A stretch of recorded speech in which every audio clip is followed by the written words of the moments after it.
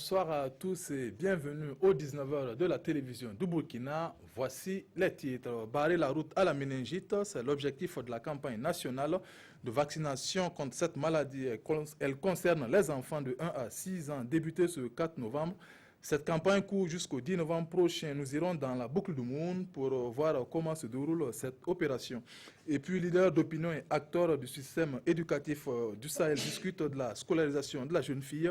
Il s'agit de trouver les voies et moyens pour non seulement le maintien, mais aussi et surtout la réussite des jeunes filles à l'école.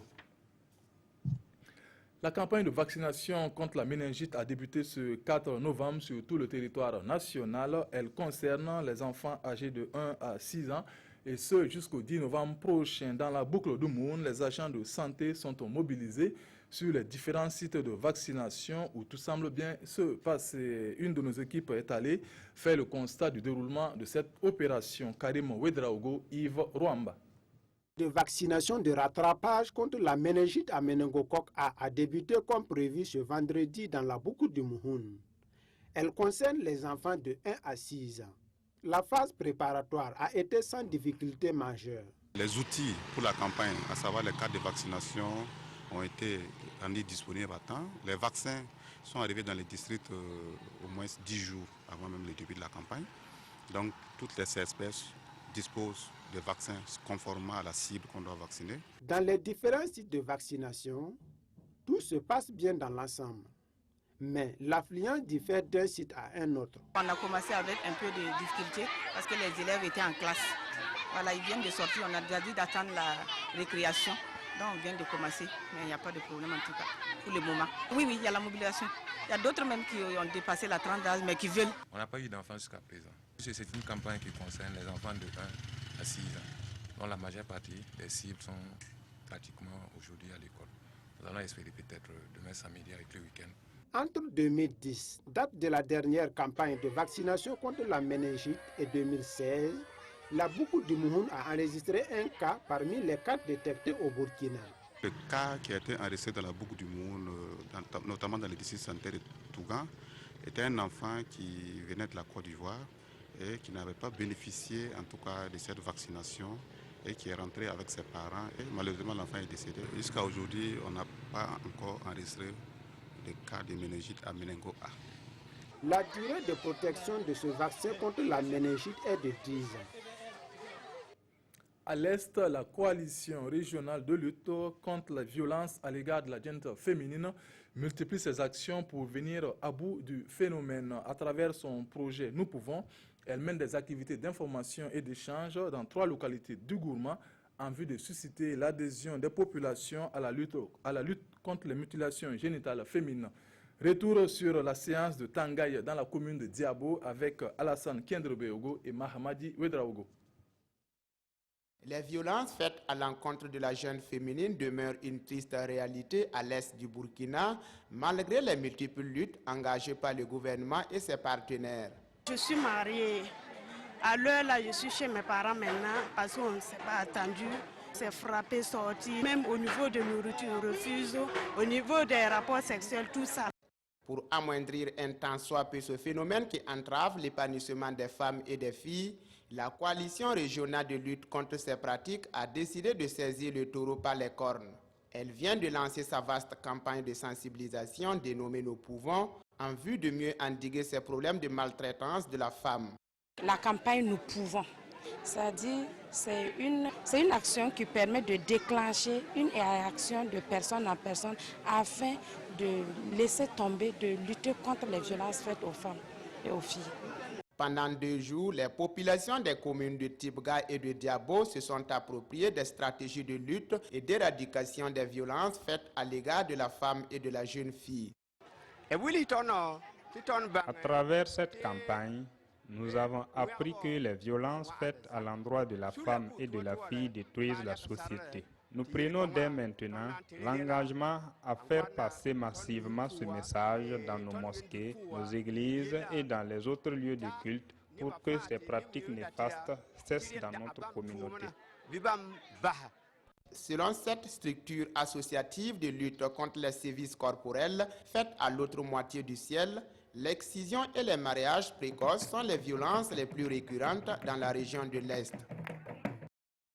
Nous restons toujours avec la gente féminine, mais cette fois nous parlons éducation et au Sahel, la question du maintien et la réussite des filles à l'école est au centre d'échange entre leaders d'opinion et acteurs du système éducatif. Une causerie éducative a été organisée à cet effet à Bani pour trouver des solutions à la scolarisation universelle de qualité, particulièrement pour la jeune fille Boureima Kane, Bernard Diasso. L'accès à l'éducation constitue véritablement une préoccupation dans la région du Sahel. En dépit des actions de l'État burkinabé et de ses partenaires, cette partie du Burkina demeure à la queue en matière d'éducation et principalement celle des filles. Nous avons les indicateurs les plus bas du Burkina Faso, que ce soit en matière de taux de brut de scolarisation, en matière de taux net de scolarisation, en matière de taux d'achèvement.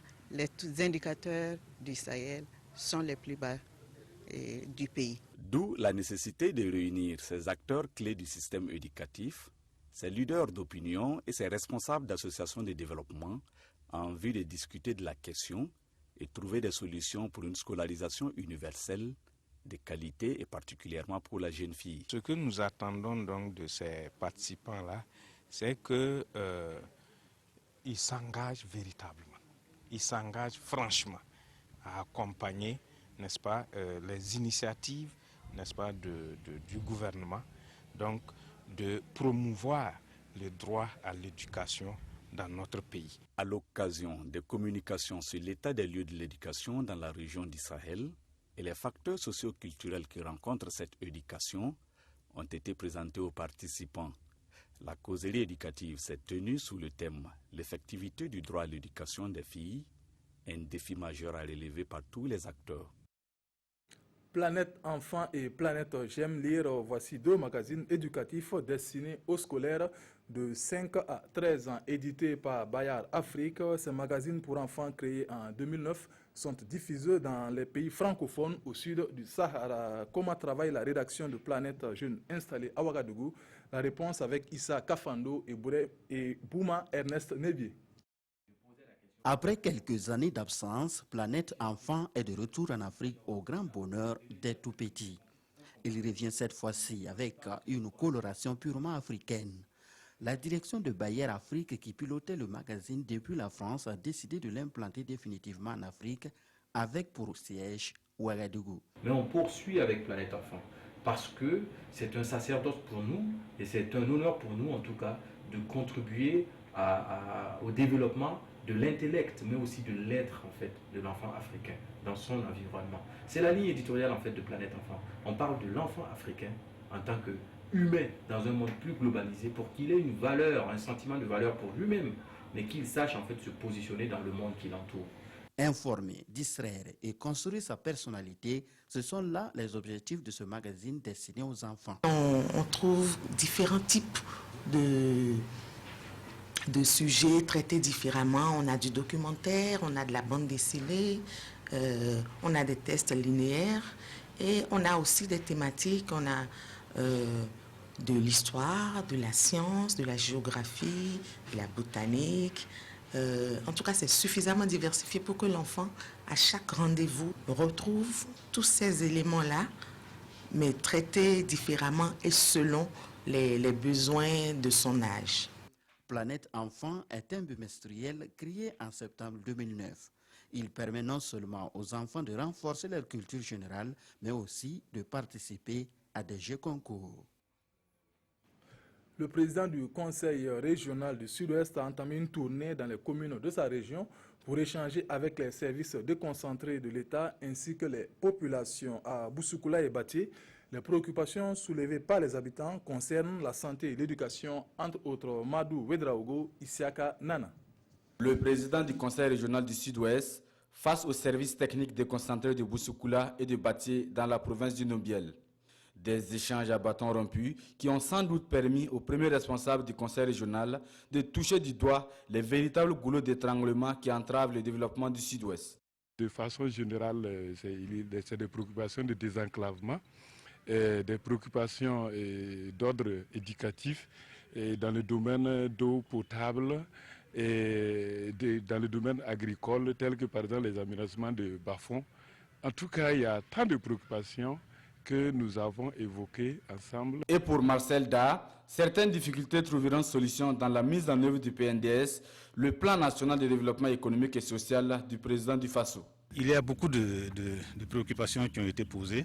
Je crois qu'il y en a qui vont trouver une réponse à très court terme. Il y a également d'autres problèmes qui se posent et qui vont trouver solution dans la mise en œuvre du PNDS, telles que les écoles sous paillotes.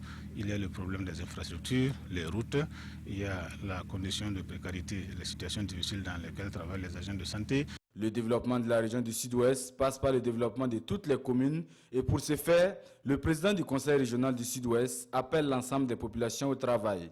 Cette sortie dans le Numbiel constitue la première étape d'une série de tournées qui devrait conduire le PCR dans les 28 communes de la région du Sud-Ouest.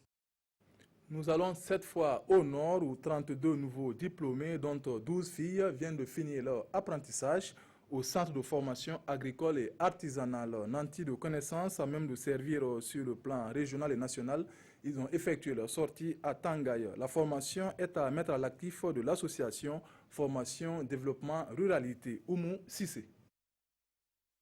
32 compétences pour promouvoir les bonnes pratiques agricoles et artisanales, c'est la mission assignée à la 8e promotion du Centre de formation agricole et artisanale, CFA. Mise en place par l'Association de formation développement ruralité, le centre vise à lutter contre la pauvreté et l'exode des jeunes. Cette action de AFDR nous met à l'aise en matière de lutte contre la faim. Et comme je le disais lors du discours, le Burkina Faso n'avait pas atteint les 50% de réduction de la faim. Et maintenant, d'ici 2030, selon les objectifs de développement durable, nous devons arriver à 0 faim d'ici 2030. Après 3 ans de formation, ces nouveaux diplômés se disent prêts à apporter leur contribution pour le développement de leur région. Nous sommes prêts à aider notre pays dans sa contre l'insécurité alimentaire, la pauvreté. Nous profitons de ces micros pour saluer l'initiative de l'AFDR d'avoir créé ces centres. C'est un outil contre le chômage des îles. Nous comptons sur votre soutien moral et efficience dans la réalisation de nos micro-entreprises. Vu comme un centre de référence en matière de formation agricole et artisanale pour la région du Nord et du Burkina Faso, le CFA est aussi spécialisé en maçonnerie, menuiserie, mécanique et électricité. Et pour permettre à ces jeunes de mettre en pratique leurs connaissances sur le terrain, du matériel d'installation leur ont été remis. C'est la fin de cette édition. Merci de l'avoir suivi. Fousseni Kindo vous retrouve pour le 20h. Bonsoir.